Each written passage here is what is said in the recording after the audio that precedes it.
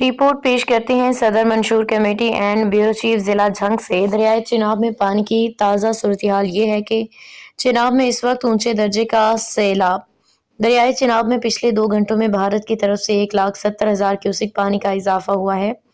Head Marala کے مقام پہ دریائے چناب میں پانی کی آمد 4,63,909 کیوسک ریکارڈ۔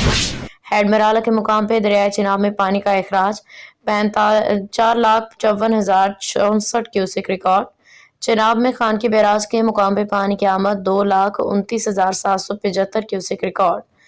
دریائے چناب میں خانقی بیراج کے مقام پہ پانی کا اخراج 2,22,493 کیوسک ریکارڈ۔ دریائے چناب میں ہیڈ قادر آباد کے مقام پہ پانی کی آمد 1,12,915 کیوسک ریکارڈ۔ دریائے چناب میں ہیڈ قادر آباد کے مقام پہ پانی کا اخراج 95,600 کیوسک ریکارڈ۔ نالہ پھلکو میں اس وقت درمیانے درجے کا سیلاب ہے۔ دریائے چناب میں پانی کی سطح تیزی سے بلند ہونے لگی۔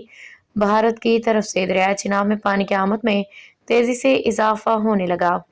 دریائے چناب کے قرب و جوار میں رہنے والے دیہات کے عوام کے لیے اہم اعلان یہ ہے کہ دھول کلاں چوپالہ سے لے کے منڈھالہ شیخ پور تک دریائے چناب کے کنارے آباد وہ دیہات جہاں سیلابی پانی کا خطرہ موجود ہے اور وہاں کے لوگوں کو محفوظ مقام پہ منتقل ہونے کا کہا گیا ہو، ان کے لیے گڈو میرج ہال بسوکی روڈ نزد اسلام گڑھ نزد جلال پور جٹاں ضلع گجرات میں رہنے کا انتظام موجود ہے۔